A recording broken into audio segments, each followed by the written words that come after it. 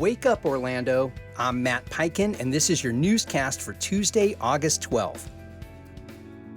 Florida black bear advocates rallied in Central Florida and across the state this weekend, vowing to caravan to a Wildlife Commission meeting Wednesday to block the first bear hunt in a decade or push for stricter rules. Opponents call baiting and bow hunting inhumane, while wildlife officials say the proposed 23-day hunt is tightly regulated and based on science. The Fish and Wildlife Conservation Commission is expected to finalize parameters this week, despite 75% of public comments opposing the hunt. Read more about this in the Orlando Sentinel.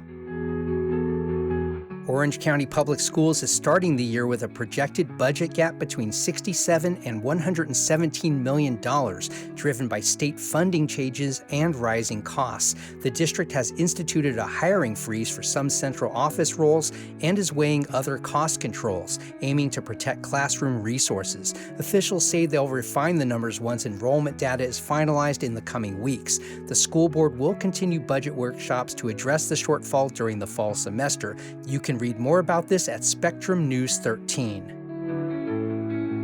Visit Orlando's budget will increase by $10 million, even as the tourism market agency faces questions about oversight of public funds.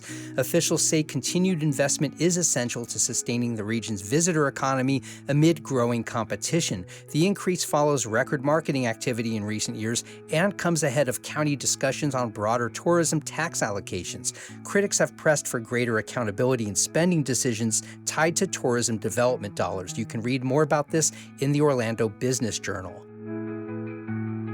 Osceola County Public Schools rolled out a new bus tracking app and refreshed websites for 2 schools as students return for the new year. The system uses student ID badges to scan on and off buses, providing parents with real-time location updates and enhancing safety oversight. District officials say the technology will streamline transportation communication and improve accountability. The upgrades are part of a broader modernization effort for school services and parent engagement. You can read about this at WFTV.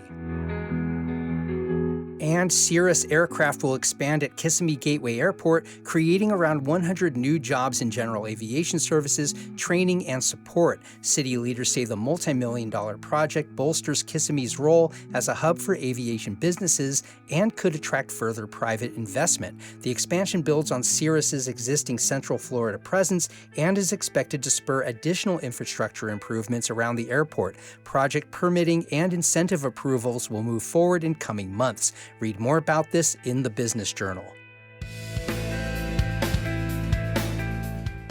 That's all for today's newscast, but you can wake up right here every weekday morning for all the latest Orlando headlines and news briefs. I'm Matt Peiken. We'll see you next time.